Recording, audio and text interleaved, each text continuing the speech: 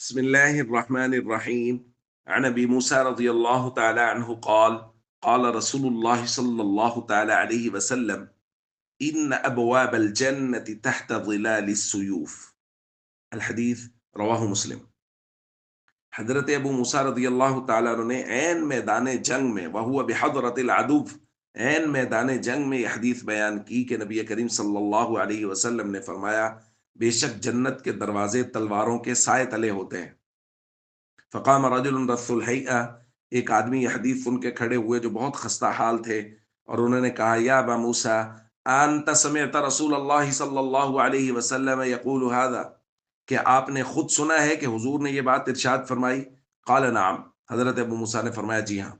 فرجع الی اصحابہ، وہ شخص اپنے ساتھیوں کی طرف گئے اور فقال، انہوں نے کہا اقرأ علیکم السلام، میں تمہیں اپنا آخری سلام پیش کر رہا ہوں۔ ثم کسر جفن سیفہ فالقاہ، اپنی تلوار کی نیام کو توڑ کے پھینک دیا۔ ثم مشى بسیفہ الی العدو، تلوار لے کے دشمن کی طرف بڑھے۔ فضرب به حتی قتل، دشمن سے قتال کیا یہاں تک کہ اللہ کے راستے میں شہید کر دیے گئے۔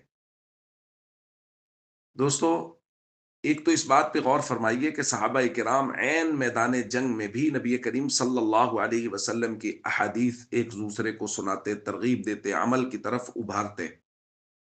دوسرا، صحابہ کرام میں جنت کا شوق، نبی کریم صلی اللہ علیہ وسلم کی احادیث کا یقین اس قدر تھا کہ ان صحابی کو جب یہ حدیث پہنچی وہ فوراً کھڑے ہوئے اپنی تلوار لے کے اور نیام توڑ کے نکلے اور دشمن کے ساتھ جا کے قتال کیا، یہاں تک کہ اپنے مقصود شہادت اور جنت کو پہنچ گئے۔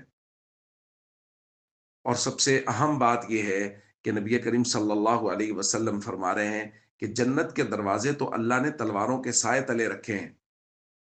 اس کا مطلب ہے کہ جہاں بھی تلواریں ہوں گی اس دور میں اور آج کے دور میں، جہاں گولیاں چل رہی ہوں گی کفار کی اور جہاں بمباری ہو رہی ہوگی کفار کی طرف سے، وہاں جو لوگ اللہ کے دین کی سربلندی کے لیے کھڑے ہوں گے، دشمن کے ساتھ لڑ رہے ہوں گے، یہ لوگ جنت کے بہت زیادہ قریب ہوں گے۔